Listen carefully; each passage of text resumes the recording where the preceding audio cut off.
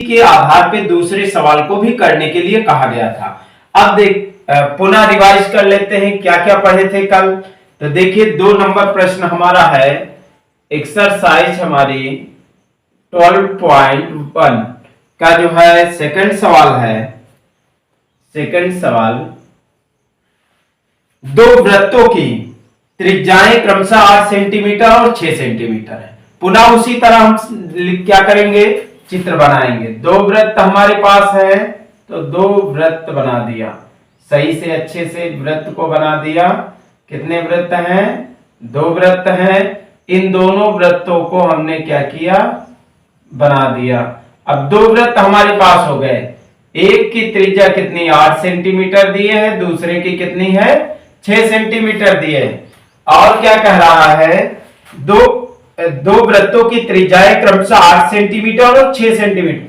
उस वृत्त की त्रिज्या ज्ञात कीजिए, यानी कोई तीसरा वृत्त है जिसकी हमको क्या ज्ञात करना है, त्रिज्या ज्ञात करना है। ये मान लीजिए हमारा तीसरा वृत्त है जिसकी त्रिज्या ज्ञात करना है। उस वृत्त की त्रिज्या ज्ञात कीजिए जिसका क्षेत्रफल इन दोनों वृत्तों के क्षेत्रफलों के योग के बराबर, यानी ये जो दोनों क्षेत्रफल हैं, ये जो दोनों वृत्त हैं, इनके क्षेत्रफल के बराबर, यानी इन दोनों के वृत्तों का क्षेत्रफल यदि हम मिला दें तो जो ये नया वृत्त बना है इसके वृत्त के क्षेत्रफल के बराबर होगा। तो चलिए अब लिखेंगे क्या हम, जो सवाल में हमारे दिया है। तो पहले हम इसको लिखते हैं, दिया है। दिया है का मतलब होता है कि सवाल में ये बातें दी गई हैं। तो दिया क्या है, 2 वृत्त हैं, दोनों वृत्तों की क्रमशः त्रिज्या है। तो यानी कि हम लिखेंगे पहले वृत्त की त्रिज्या। अब जब पहले वृत्त की त्रिज्या, तो त्रिज्या को रेडियस कहते हैं, यानी r से प्रदर्शित करते हैं। तो r1 इक्वल टू कितना हो जाएगा 8 सेंटीमीटर। फिर लिखेंगे दूसरे वृत्त की त्रिज्या, ध्यान से गौर करके पढ़िएगा, R2 बराबर, अब दूसरे तो R2 बराबर कितना हो गया 6 सेंटीमीटर। और हमें क्या करना है, इसका जो है त्रिज्या निकालना है। तो इसको मान लेते हैं माना R।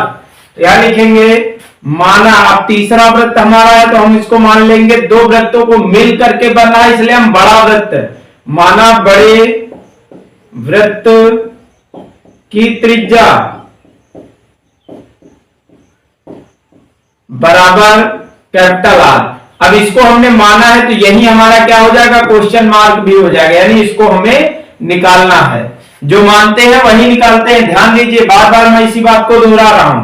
अब क्या करना है, अब लिखेंगे प्रश्नानुसार, यानी जो प्रश्न हमारा कह रहा है, जिस आधार पे प्रश्न कह रहा है उसके आधार पे ध्यान देना। क्या लिखेंगे, प्रश्नानुसार, यानी प्रश्न हमारा क्या कह रहा है इस बात को हम गौर करेंगे। अब प्रश्नानुसार हमारा क्या हुआ, प्रश्नानुसार कह रहा है कि जिसका क्षेत्रफल इन दोनों वृत्तों के क्षेत्रफलों के योग मतलब जोड़ के बराबर, यानी इसका क्षेत्रफल होगा। तो हम क्या लिखेंगे, पहले वृत्त का क्षेत्रफल प्लस दूसरे वृत्त का क्षेत्रफल। तो क्या लिखेंगे, पहले वृत्त का क्षेत्रफल प्लस दूसरे वृत्त का क्षेत्रफल।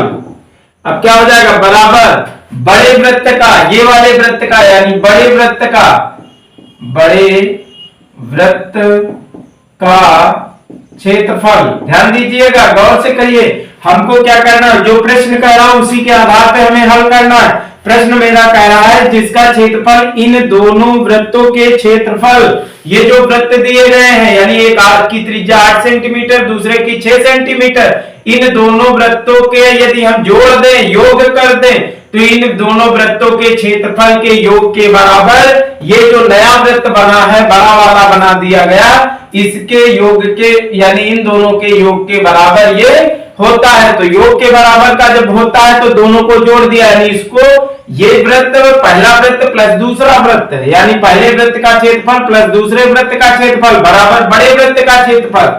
तो अभी हमें ध्यान होना चाहिए, आपको याद रखना है, जो वृत्त होता है, वृत्त का क्षेत्रफल वृत्त का क्षेत्रफल का सूत्र क्या होता है? क्षेत्रफल का सूत्र पाई आर स्क्वायर। क्या होता है? पाई आर स्क्वायर। तो अब हमें जब वृत्त के क्षेत्रफल का सूत्र मालूम है तो यहां पर पहला वृत्त है तो हम pi R1 square plus pi R2 square equal to, यानी देखिए बराबर का निशान लगाएंगे, अब उतनी दूरी पे नहीं लगाएंगे, ठीक है। क्या लिखेंगे? पाई कैपिटल आर स्क्वायर।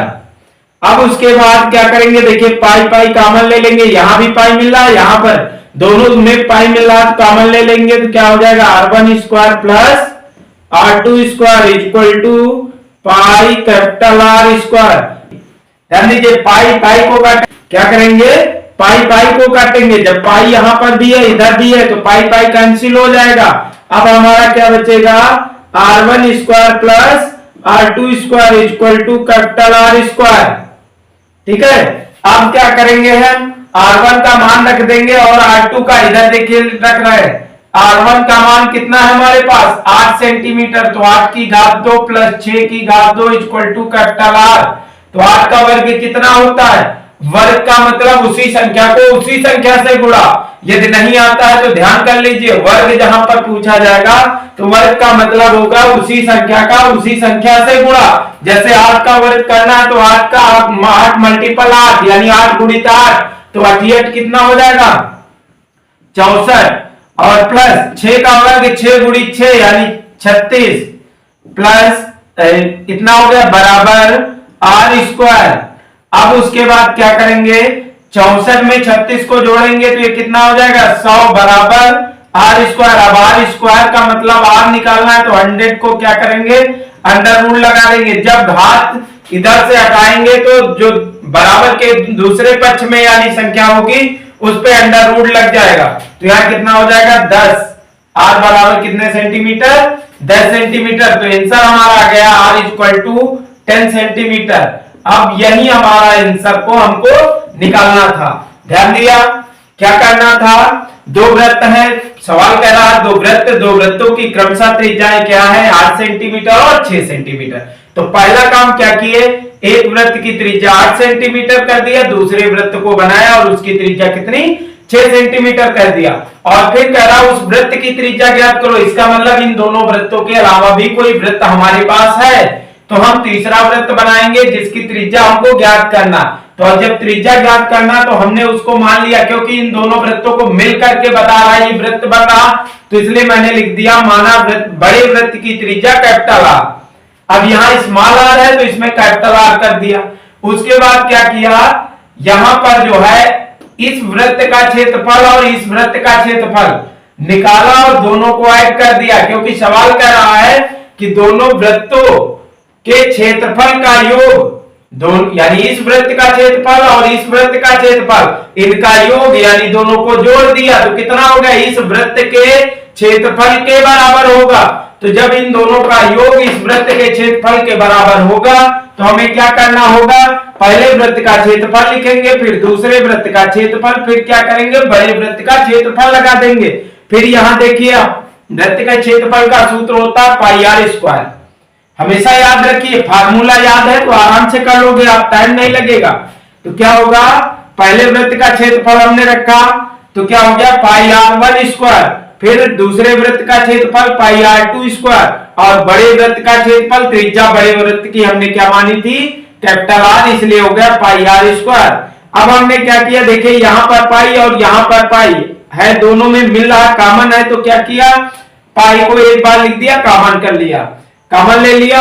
अब उसके बाद क्या हो गया? R1 square plus R2 square बचा हमारा, इधर इक्वल टू लगा करके इसको सेम उतार दिया पाई आर स्क्वायर को। अब पाई पाई को कैंसिल कर दिया, अब क्या बचा? R1 square plus R2 square और बराबर कितना हो गया? R square. इधर क्योंकि पाई कैंसिल हो गया ना इधर इधर का, तो इसलिए आर स्क्वायर कैपिटल का बचा। अब हमने क्या किया? R1 का मान रख दिया, R1 का मान 8 सेंटीमीटर, R2 का मान 6 सेंटीमीटर, तो उनकी घात रख दिया।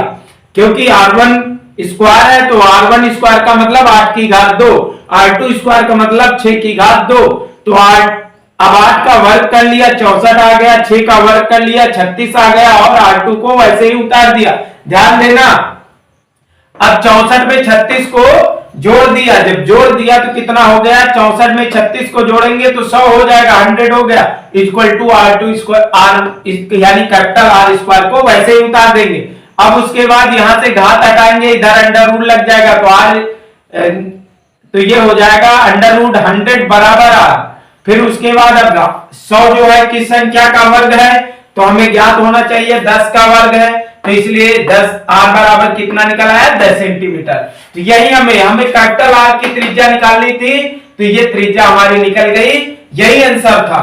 और ऐसे ही फार्मूले में देखिए संख्याएं कुछ भी हो सकते हैं, अंक डिजिट कुछ भी हो सकते हैं, चेंज हो सकते हैं, लेकिन जो सवाल लगाने का फार्मूला है, जैसे कि कल भी हमने एक्सरसाइज 12.1 का 1 नंबर क्वेश्चन का को हल किया था, उसमें भी 2 वृत्त थे और तीसरे वृत्त को जो है कि त्रिज्या हमको ज्ञात करनी थी। केवल हमें मालूम होना चाहिए कि फार्मूला क्या है, कैसे लगा। एक सवाल को आप ठीक से पढ़ लेंगे तो वैसे पैटर्न पर ये कोई भी सवाल आएगा तो आराम से उसे आप लगा लेंगे।